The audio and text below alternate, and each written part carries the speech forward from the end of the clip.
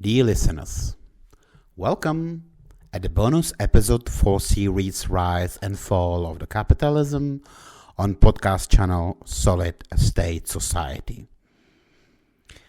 In the series Rise and Fall of Capitalism and in an additional series that will touch this topic, I'm trying to present you my hypothesis how our world is stuck in constant circle.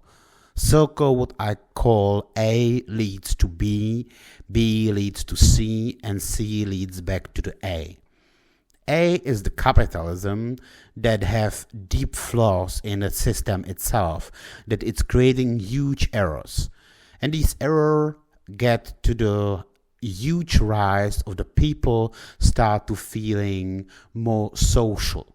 So A, the flaws of the capitalism, leads to B, rise of the communism. And communists in the core are the people who are great in pointing out mistakes of the capitalism.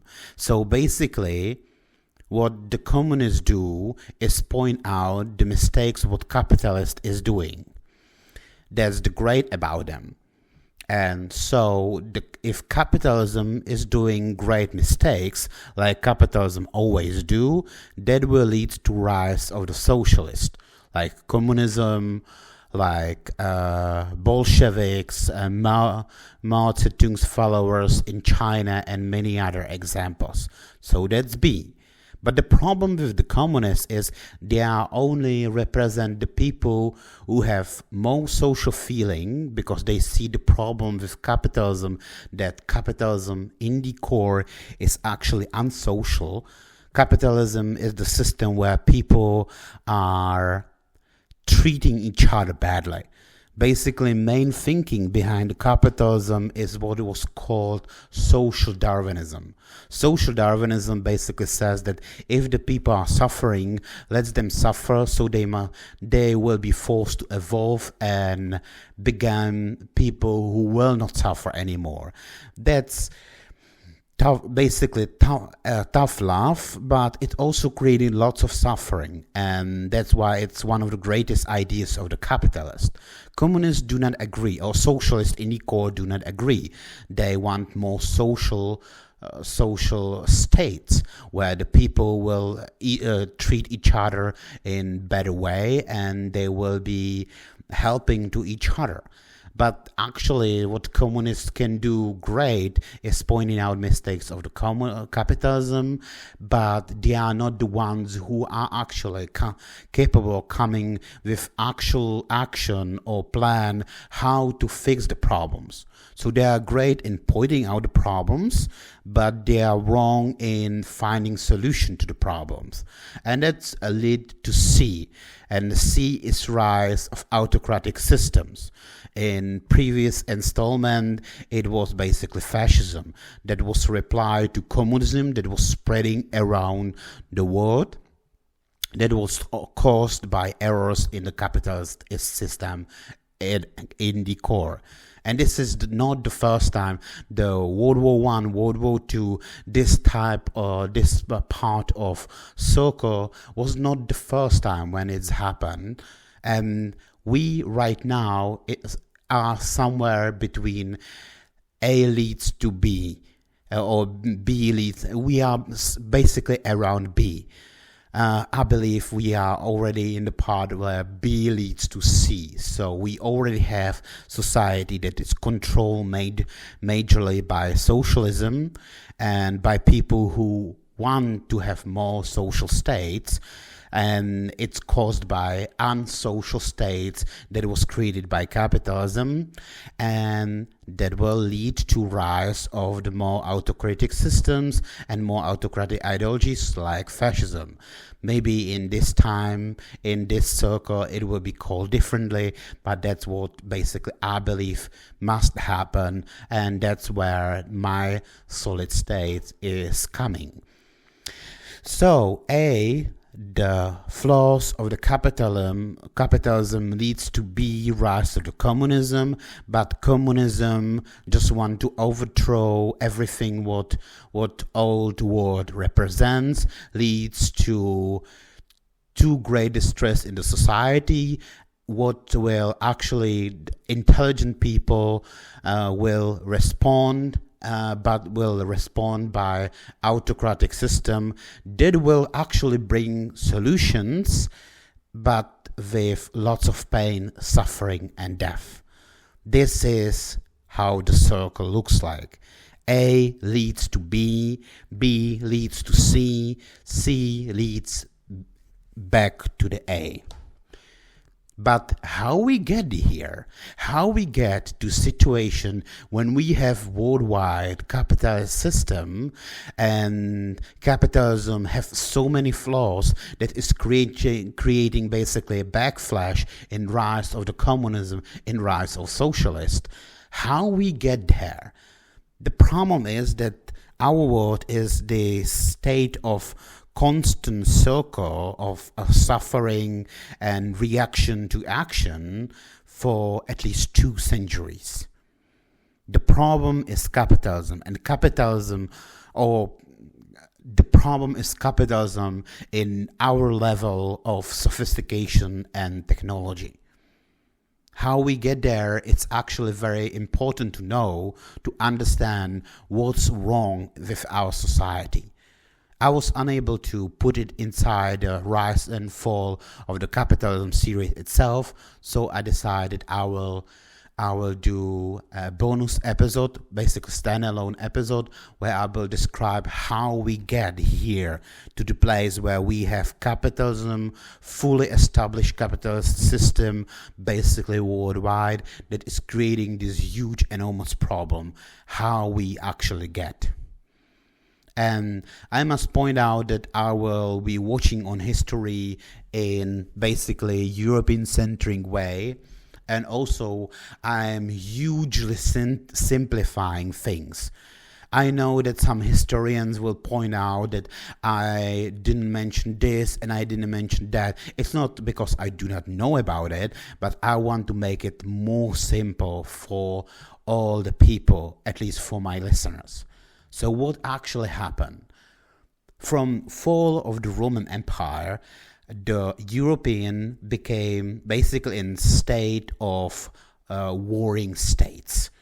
We can see that clearly how this happened, how this time is looking in other parts of the world and in other parts of the time. Warring state was state of basically Asia or China before the rise of Qing dynasty that create Chinese empire or the empire of the middle.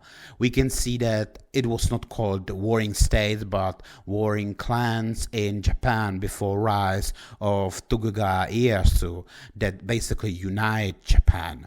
So we can clearly see that this is happening many times before. Hopefully it will not happen again.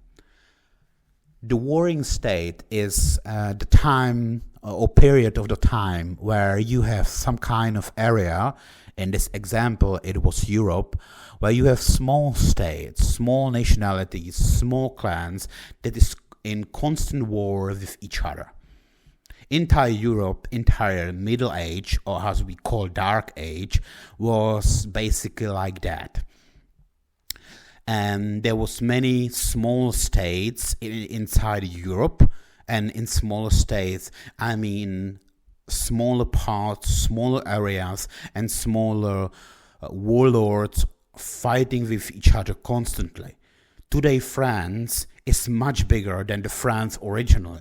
Great Britain is not England. England was just part of Great Britain, and Britain, you have another part like Scotland, Ireland, even Wales was separate from England itself. The Germany is united today, but that's basically a state of basically last 100 years. And Spain, it's always the same. Before that, for almost 1,000 years, plus minus a few centuries, we have warring state of Europe. where small states are constantly fighting with each other. Technology is very low, and humans or people of Europeans are living in state where we was very primitive. We was not like wild primitive tribe from rainforest, but still we was very primitive. And by the way, one very important information what you must realize and what many people don't understand or do not know, back then in Middle Age, the Arabic civilization was actually much higher and much evolved than our own civilization. It's funny to think that we actually became so much evolved over them when they was basically so much evolved over us before. And I would not mention that basically during this entire period, the China was basically like fairy tale compared to us.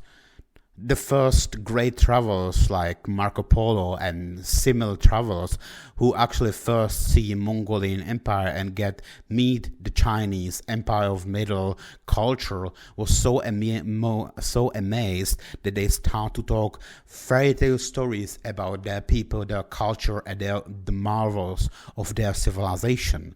And it was a little bit similar with Arabic civilization as well, because Middle Age in Europe was terrible.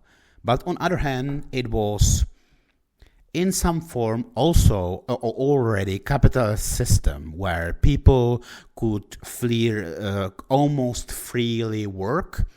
I know that there was feudal system and people was working for their own feudals, but I'm trying to say it very simplistically. So please just follow me as I will say it.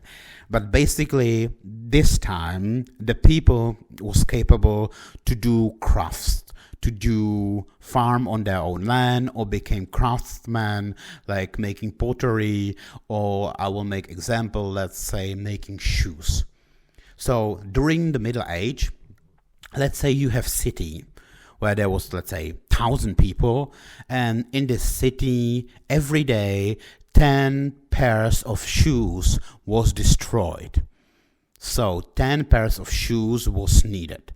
And let's say that if you became like semi-skilled a shoemaker, you was capable of creating 1 pair of shoes in 1 day. So in the city where there was demand for 10 pair of shoes every day, there will be evolving over some time 10 shoemakers in the city. And each shoemaker have its own manufactory, basically his own workshop where he was alone or just with some helper, but basically alone he was creating this good, in our example shoes, and he was already creating that and selling that to the customer, and there was nothing else between, nothing else above. So the situation was pretty clear. 10 people coming every day to shoemakers, buy a new pair of shoes. They, let's say, there was 10 shoemakers who sell them this pair of shoes, and it cost them let's say 1 coin, let's say golden coin, for 1 pair of shoes, and because of that each shoemaker make 1 coin every day. From time to time there was some kind of flux in time. Let's say 1 or 2 shoemakers get sick or died, or there was new one coming in the city who believed that he's better than other one, and he started making shoes, and it took some time until people discovered that he's actually really making better, more quality, better shoes, or he just failed. So, but it was just a flux in the time. Averagely, there was 10 shoemakers, craft shops who make 10 pairs of shoes, what is literally needed in that city through all the time of of basically Middle Age. But from the New Age, from 13th, 14th centuries, the technology and rise, evolution come. And that's the problem. That is what's causing problems in capitalism. It's the root core of the capitalism. We want to believe that technology is our greatest achievement. We, in our civilization, we are saying that we are the greatest civilization in humankind because we spread almost all around the world, or literally around the world. But we achieve these great technological wonders, like creating thinking machines, computers, like using electricity, like traveling from our planet to to moon, or one day, hopefully in near future, to different planets. That's our technology success, and we always take it as the sign that we are most powerful and basically best civilization what we are aware on this planet. The problem with that is to simplifying technology only as the good thing, but the technology actually have also negative sides. Let's look on the technologies the way how you look on loans.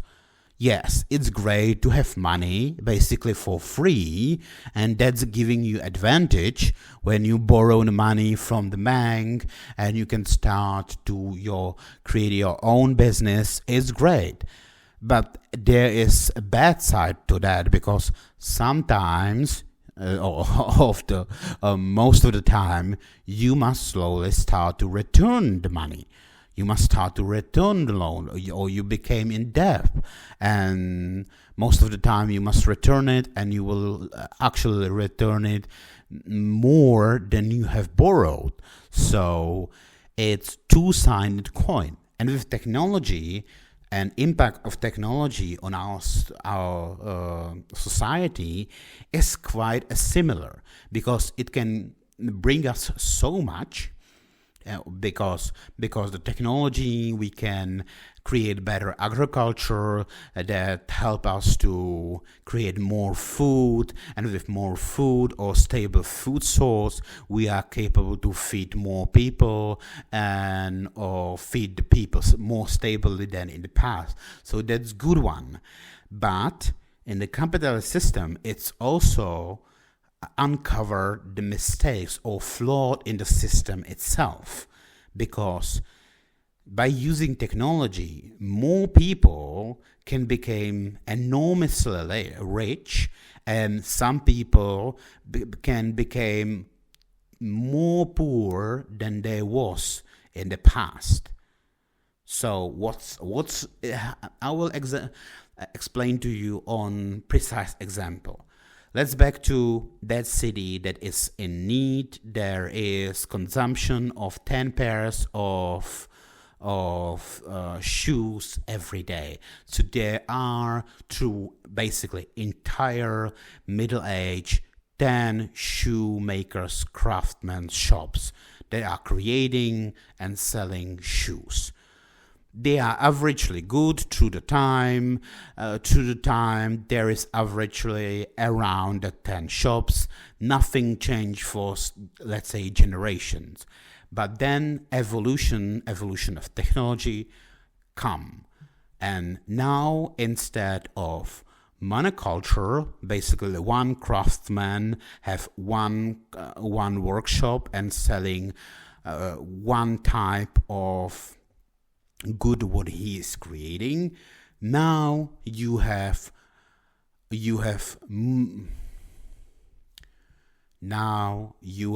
manufacturing.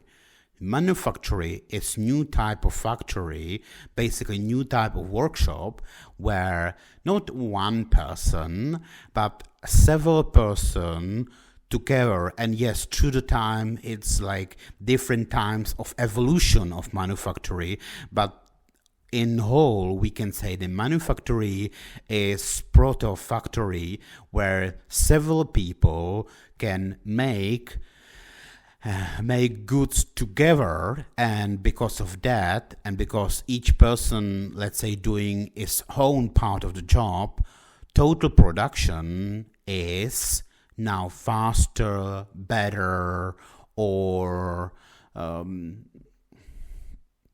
basically producing more products than if the people individually would be making that in individual craftsman workshops.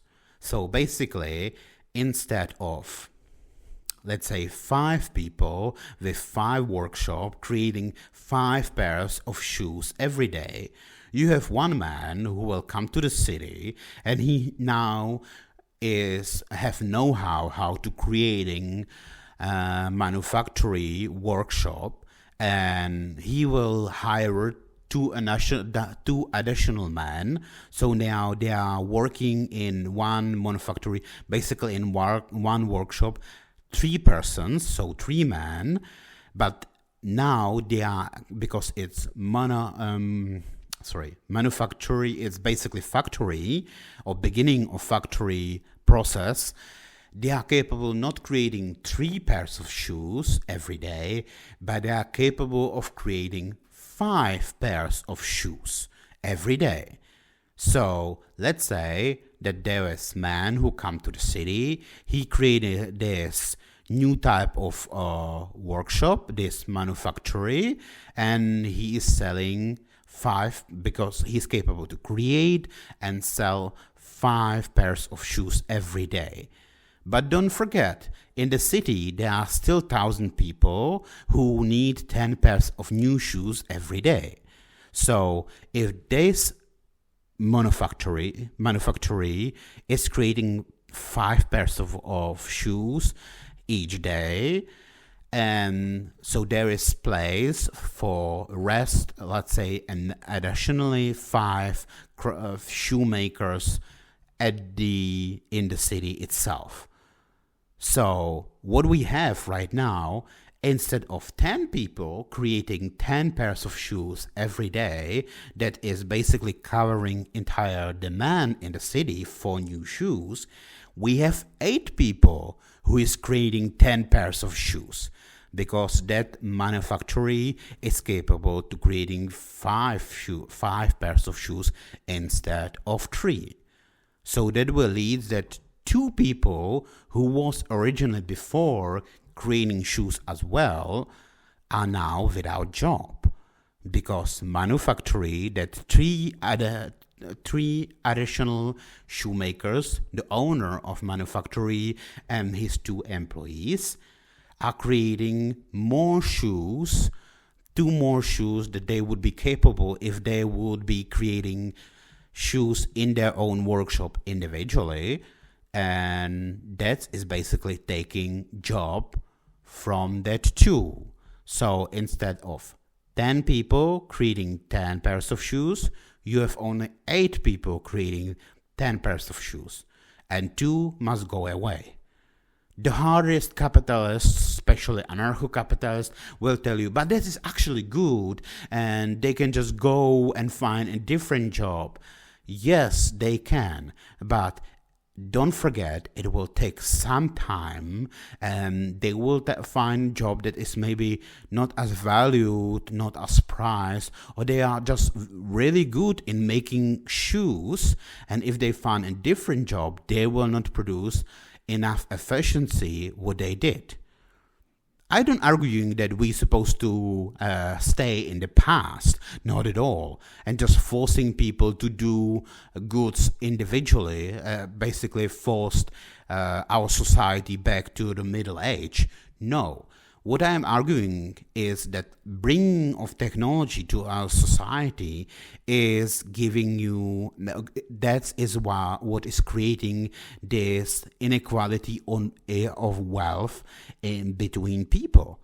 Because don't forget that now 8 people is creating 10 pairs of shoes, and 10 pairs of shoes is bought every day. So income is 10, let's say, golden coins every day. But this 10 coins is now distributed equally between 10 people and then their 10 families, but it distribute between 8 people and 8 families, because that owner of that factory, of that manufactory, is getting money also for the shoes, what he is creating above what they was creating before during the Middle Age. So now one person in that group basically are giving, having that money what's supposed to have that 2 more people that was doing this craftsmanship before. And it's also bad for these 2 people who are his employees, because when they was doing this craftsmanship, when they was shoemakers, let's say in generation before, if they have their own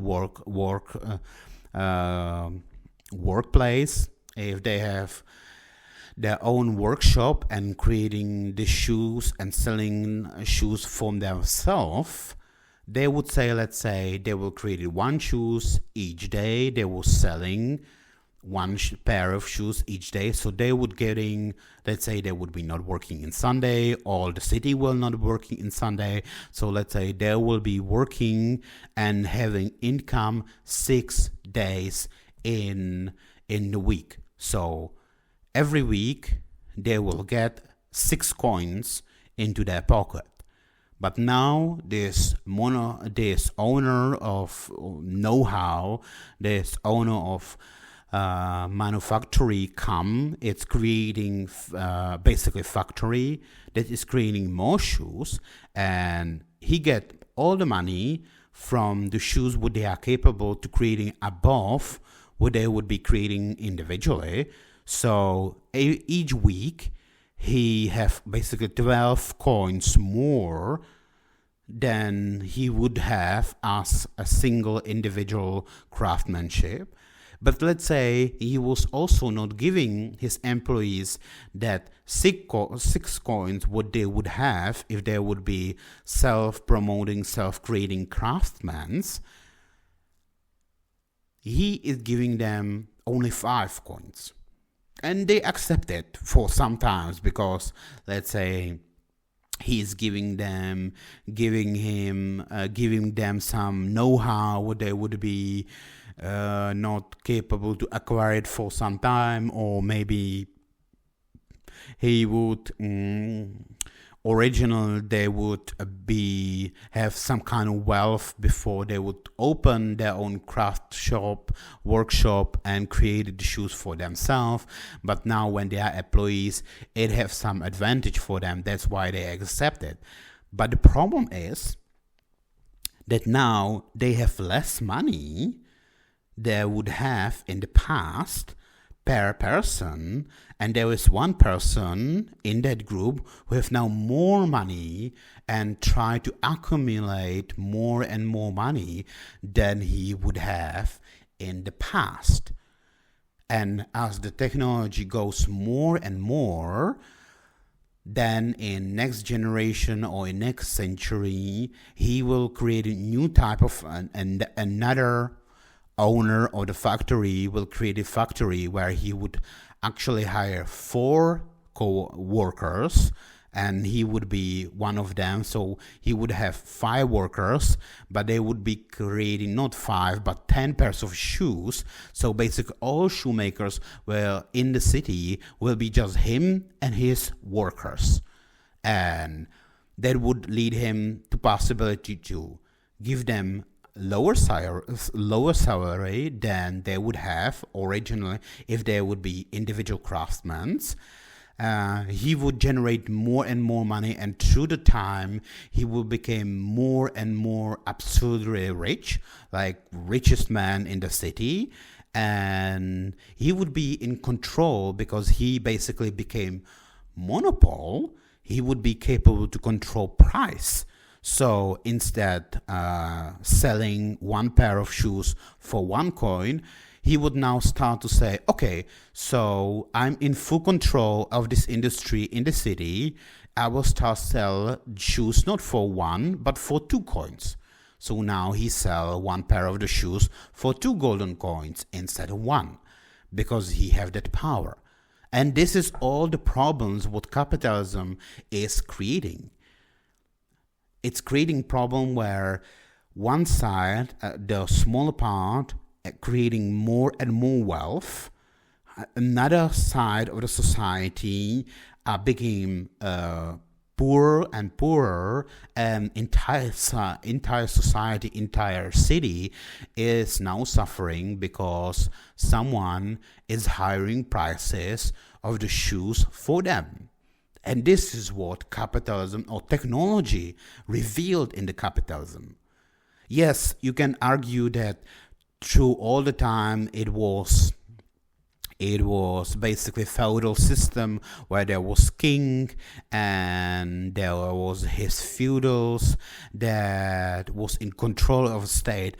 But the capitalism, the system where market or free market existed for thousands of years in some degree. Yes, more and more became more in the power of the society. There's actually one it's long, almost like my episode, very long video on YouTube. I don't remember the name correctly, but if you type these words into YouTube, you will probably be capable to find it. 4 types of dystopia. And it's actually a very interesting video, what I'm thinking very often for several weeks from time when I saw it. And the author of this video argues that 4 types of dystopia, anti-utopic stories, what we have today, or all dystopic stories, what we have today, are rooted in basically 4 times when 4 classes of the society became too powerful in a society. So basically he argues that stories like Brazil or famously 1984 is when bureaucrats, basically officers of the king, basically creating tyranny without tyrant. They became too much powerful and became more powerful than other parts of the society. So basically he argues the one type of dystopia is where officials, bureaucrats of the states became too much powerful and nobody controls them. The second type of dystopia is basically cyberpunk, and it's dystopia where basically merchants, businessmen became too much powerful that everything became under their rule and under their logic.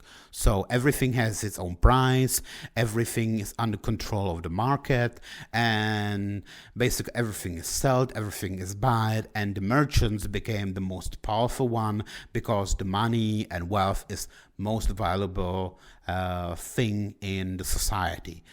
The third type of dystopia is basically religious leaders, institutional religion that is took over the state. That's like Handmaid's Tale and basically in the past rooted societies where like Catholic Christian Church was controlling for some degree states in the past, and it could become in the future.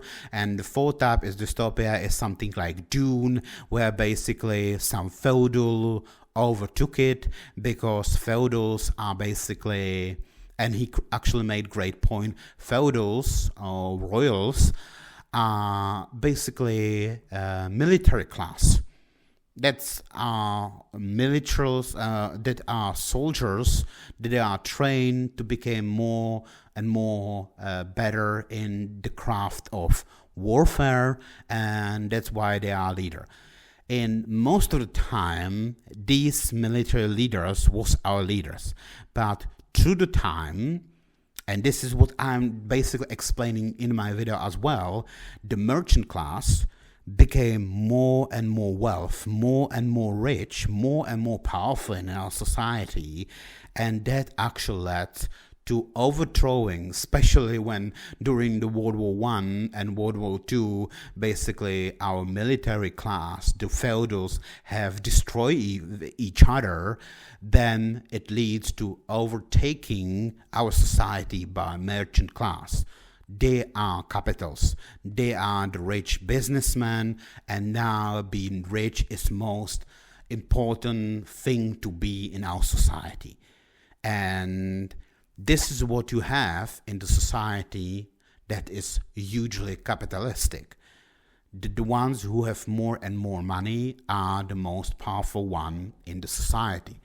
In the past, let's say in Middle Age, it was different because you could be very rich merchant. Let's say you could be very rich shoemaker, and you have lots of money, and the money have a huge influence. So with lots of money you can buy some privilege in the state, but in the state you have a religious class, you have clerics like priests from church, you have bureaucrats of the city, some kind of mayor, but most importantly, you have military feudal class.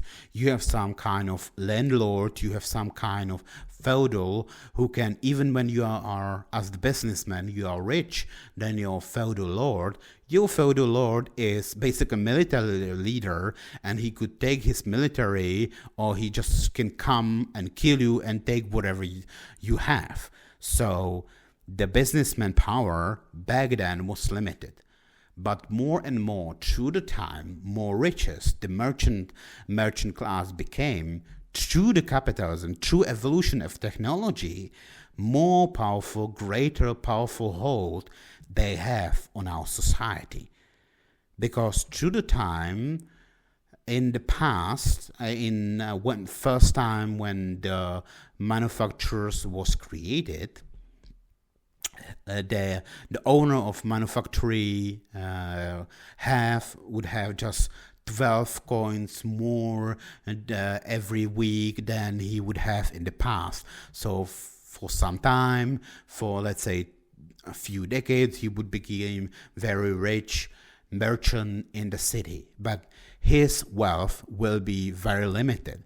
But then then technology come, industrial revolution come, and these people, these businessmen, became so enormously rich that now they can use their money to influence basically anything what they desired, and more basically mean corrupt.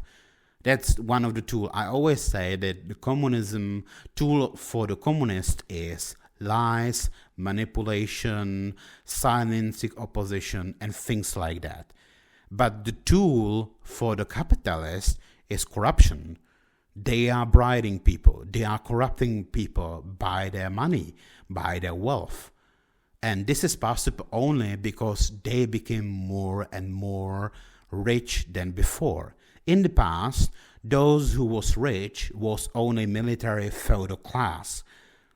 But with coming of new age, with coming of new technology, the people who was not part of that military feudal class in the past, there was just businessmen, became more and more rich, and by that more and more powerful in our society. And that's a problem, because they was not prepared. And that's actually the funny part, because many people have this notion. You can clearly see that, let's say, example of Steve Jobs. Yes, Steve Jobs was a great engineer. He created good product. Oh, I know many hate the product, but actually I can explain the product itself is good, and the way how sell it is also good. He made many mistakes, and if you heard actually the rise and fall of the Capitalism series, I mentioned it, and I mentioned why it's good and why it's also bad. But the problem itself is, he was a very good engineer. He was capable of creating all these iPads, iPhones, and basically create Apple as it is today. But he was not perfect man. And yes, he was good in creating engineer things or IT technology, but he was not good in anything else. He was not good in agriculture or philosophy or art or other things. He was good only in his own field. But the people, especially in today's last stage capitalism, they have constant idea that if there is man who is successful in some kind of field, let's say if you have Steve Jobs, what is good in IT technology, then he is good in everything. And that's untrue. That's the point what they are not understanding. Maybe because the capitalism itself try to promotes itself. That's what actually the capitalism system, because it's the system led by businessmen, it's good of self-promotion, manifesting themselves and their ideas. A great disillusion what I have in last decade of my life is that I actually discovered that I don't need money. I don't want to be rich. It's just propaganda what capitalist says to me. I want to live normal life. I just want to justice all of into my system. I want to have access to healthcare. I want access to good education system to my children. I want just family and children that is society is offering to me, some kind of valuable good job that is prosperous for me and from the society as well, fulfillment by basic need for me and my family, like shelters, basically home, food and safety. And that's all what I want. I don't need to be rich, but I believe that for a very long time, because that's what capitalism is promoting. And capitalism is also promoting the system itself. That's why most of the people actually believe that if you are successful in some kind of business, you became rich and, let's say, creating tools from IT like Steve Jobs, that you are good in everything. That's why they are trying to put these rich and powerful businessmen in position of politician, but became rich in some kind of field, became creating some corporation. It's not the same as lead actual state. And that's what they are not understanding. And that's what happened in the past. More and more, the richest businessmen became more powerful and basically actual leaders of our society. If you think that politicians are the one who leads our societies in democratic capitalist system, then you are very naive. It's the businessmen, it's the richest people. They are leading. They are in the charge. They are deciding. Managers, CEOs, billionaires, they are deciding if you will be successful, if you not, where you will have vacation in your own city or state, or if you can, let's say, travel to tropical island every year. They are controlling your life, and not intentionally, but still they are. And that's the problem, because people who are good in one field became very rich and became very powerful. But with power comes also duty. And they was not prepared for that duty. They look on the world and situation and society only in limited view of themselves. So that leads to ultimate idea that if they generate money, if they become rich, it's right and they could do whatever they want.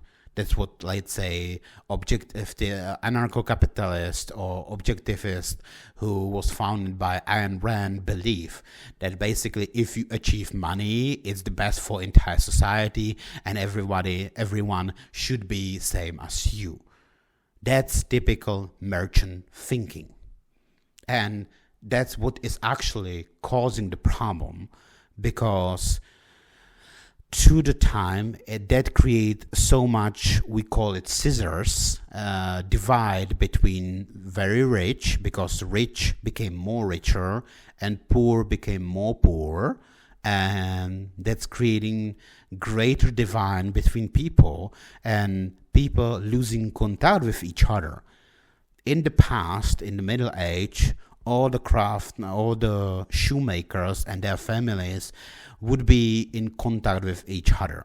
But through the time, to more evolution, let's say family of a factory owner, because he's very rich, and his children, they are no longer with contact with children, his own employees, and they believe that they are better. They acting arrogantly and selfishly, and that also leads to their own fall, by the way, because this is not good.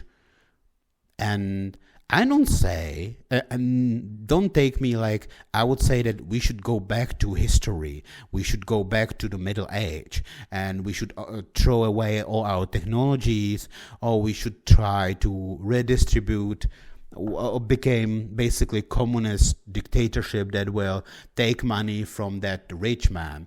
That man is rich for some reason, because he is doing something well. But the problem actually is failure, and if I come back to that video what I mentioned, failure was that our states, our leaders, was not capable to act immediately towards a newly changing society. Our feudals was not capable in the past, or in the new age, in last few centuries, react on changing situation, and that's create a problem, because they was unable to react on changing situation, and that's overthrowing them. All the royal families what we have today are just shadows what they used to be, and they will never get to power anymore, because they as the people, they as class, was actually not capable to understand their own failures. They are not capable to see and problems in the society itself. But we need autocrat, we need leader. And actually we need some kings or emperors who can go and see, oh, there is problem, there is greater divine, these people became too much rich, and now they are doing stupid things like owning too much big houses, constantly showing their money over others, creating too much negative emotions towards them, and spending a huge amount of money on stupid things like golden statue several floors high that is urinating beer instead of water, stupid things like that. And yes, that's quote from Red Dwarf, British sitcom. And others became so poor that they cannot feed their families anymore, even if they are working and they are actually good workers. Our leaders should act and stop of great divide between people by technology. But they was not capable of that, and that's why they was overthrown. That's why we now don't have feudal systems worldwide, and we have more like democracy system, because feudals failed. They failed to recognizing what is happening in society, and these errors, these flaws, what manifest itself through from bringing technology in a capitalist system, leads to greater divide, because riches became rich, poor became poor, but over time this situation do not hold. Because rich people who is owning factories that is selling thousands and thousands of shoes, eventually using their money bad way. And the poor are still poor for a long time, and they became so aggressive towards the rich ones that will lead them basically to the group of socialists. This is what's happening, and this is not first time. This is not first cycle that is happening. It's actually like third or maybe fourth cycle that is happening. At the beginning of industrial revolution, this already happened, and it leads to change, to rise of the socialism. But nobody fixed that because there was nobody in power of our states that could fix that. And honestly, I believe that only one who can fix that is actually some very cruel dictator, like Caesar. Caesar saw similar behavior in his own society, and he actually stopped that. And yes, I think that many people is thinking that, but our civilization is good because we have all this technology and we evolved so far, and now we have not just Europe, but we have also United States, we have Austria, or our civilization basically spread entire world. That's true, but these people are not understanding that you can have military, technologically, politically, culturally very strong state that is expanding and marching to half of the Europe, but innerly your state, your culture is collapsing. I can tell you example what I mean. Go back to Roman Empire. Today, people, because we like democracy, we believe the Roman Republic, Democratic Republic, was better than Roman Empire, the Rome that was led by Roman emperors. Yes, the emperor system, feudal system of Roman Empire was flawed because succession to throne was problematical. But democratic Roman Republic was failing state. It was crumbling, it was collapsing from within. I will tell you example.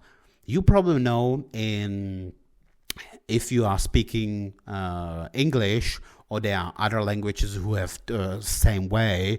I actually don't have in my own language, but you have month June.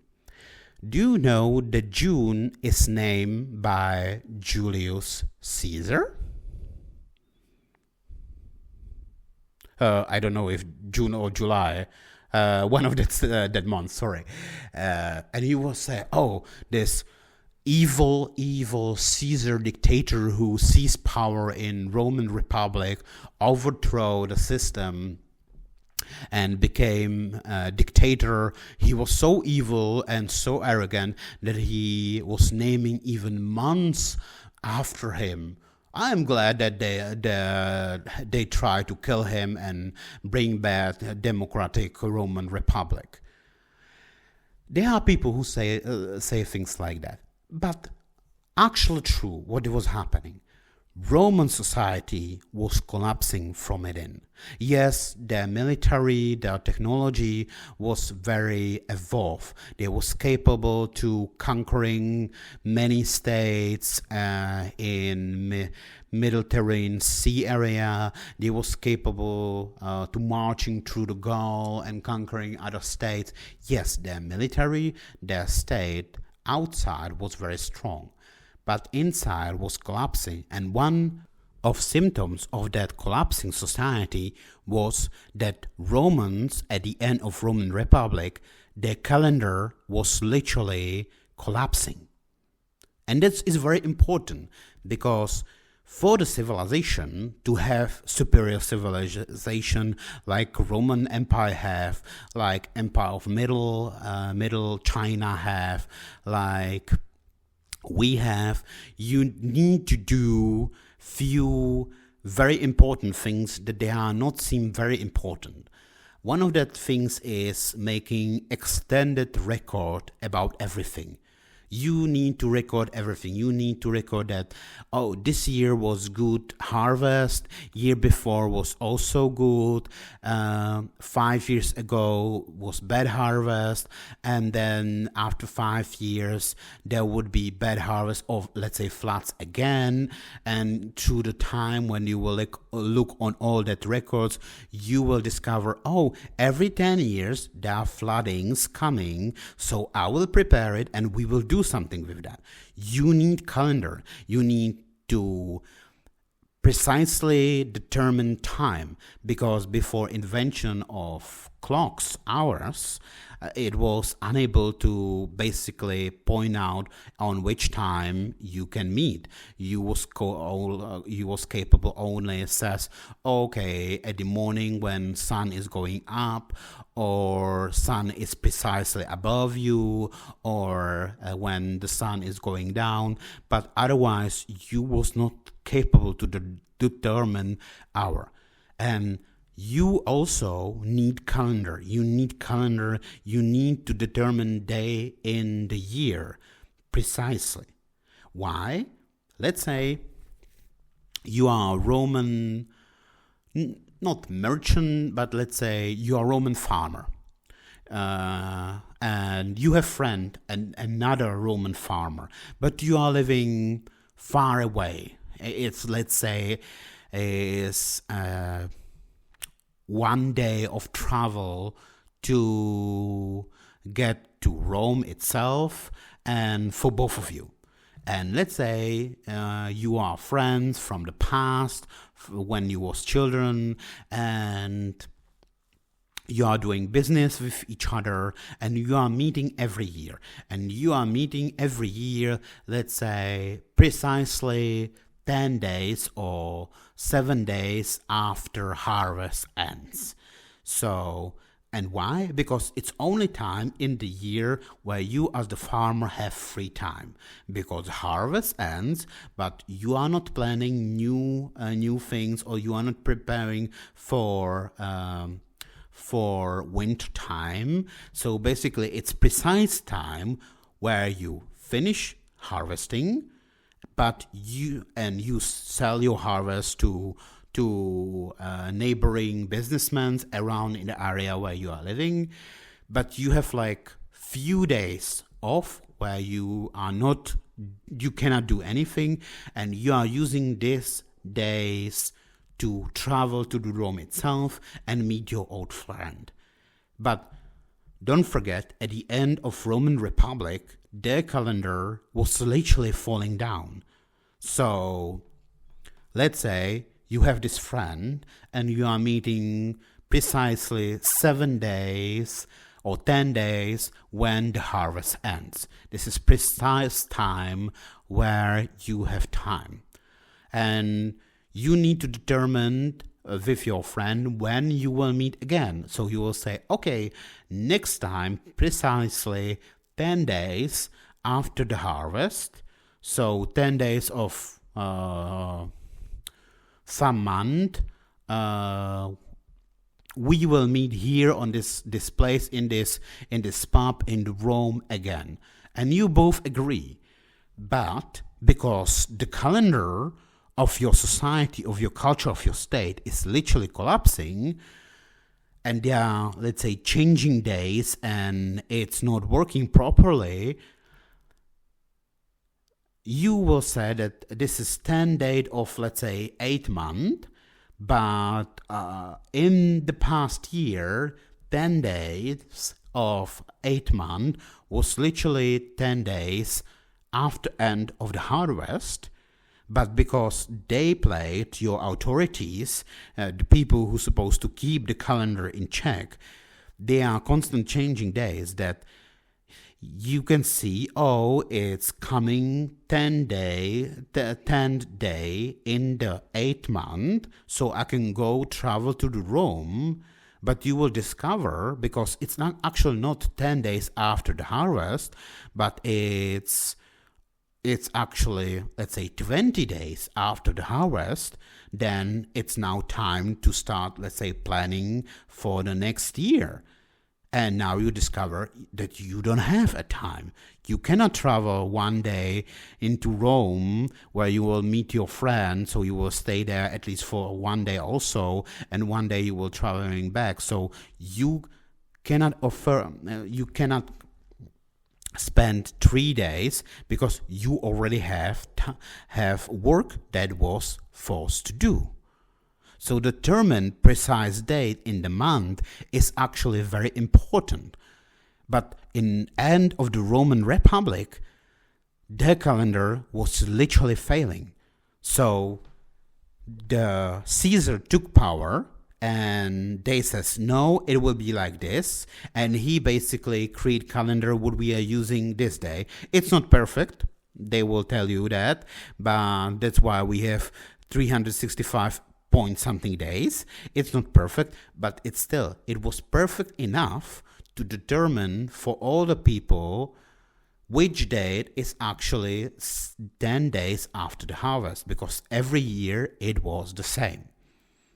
And this is important. And yes, the Caesar, when he changed calendar and make it because he basically ordered that calendar must be like this, and he named 1 month after him, but he basically make command how the things must be, and it was. And he commanded so it will be good for all the people as the same. And it's very similar, by the way, with founder of Empire of the Middle, founder of China, with Qin Shi Huangdi. His problem was that there was period of warring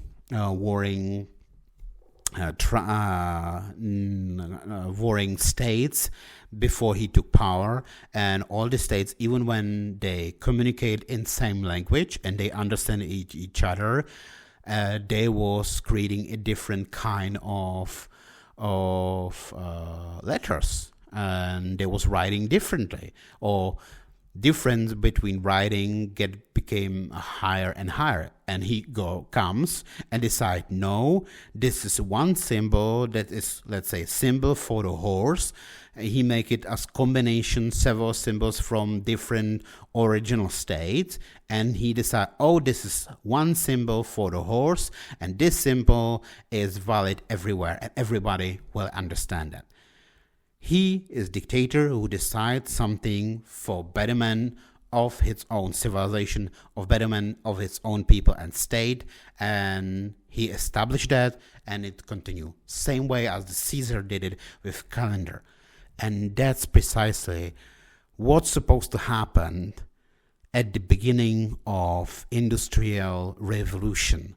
Someone supposed to come and says, okay, technology is giving these people higher amount of money, and that's giving them power in our society higher than they're supposed to have, and we must do something with that. But there was none. There was no Caesar. There was no Qin Shi Huangdi, or at least not we are aware of. I got one suspicion, the person who was actually, but I will not talk about it. And that's why the society is in constant state of collapsing from it, because these capitalists, these people who can become rich, are rich and richer, and they use their money, and because money is ultimate power in our capitalist society, that leads to rise of huge problems. And in the series Rise and Fall of the Left, that I already mentioned the problems, and that leads to rise of the people who are trying to reflect that. They are basically backflash on it, and it create conflict, and the conflict is bad for people, and someone try to finally fix the problem. But when the conflict starts, fixing the problem, ending the conflict, means suffering and even death of the people. And we are in this cycle over and over. This is not first time, this is not second time, this is not third time, maybe even fourth time. This is happening, and is happening over or over again. And every time when the circle restarts, we start basically from point zero, but it became worse and worse. Today, rich businessmen are more richer and more powerful in the society than they was in the past. People are suffering more and more, and the rise of socially thinking people is now higher than it was before. And actually, what I believe will happen is that will bring definitely, probably, some very evil dictator from our point of view, and very definitely huge war. Because we didn't stop it at the end of the World War II. We didn't realize the mistakes of our society, and we didn't fix it. We just restarted the cycle again. And this is happening right now. We are precisely the capitalism create mistakes, as it started to creating mistakes at the beginning of industrial revolution, at the beginning of 20th century, and now at the beginning 21st century. This is third time at least that is happening again. Capitalism creates huge flaws that leads to rise of socialist thinking people, that they are now at power in education system, politics, journalists, but they are just pointing out mistakes, but they are not actually bringing real solution, and the conflict between them became higher and higher, and that will actually lead to creating someone or something, some movement that will try to fix the problem. But fixing the problem actually means suffering and probable death of many people, because C always means war, means suffering, probably bad dictators, and death of, in all cycles, millions of people. So this is my historical lesson. I hope that you already hear the series Rise and Fall of the Capitalism, and if you don't, I hope that you are eager to hear it on podcast channel Solid State Society. Thank you very much for your time, and I wish you good days, good evenings, good nights, and good mornings to all of you. Goodbye.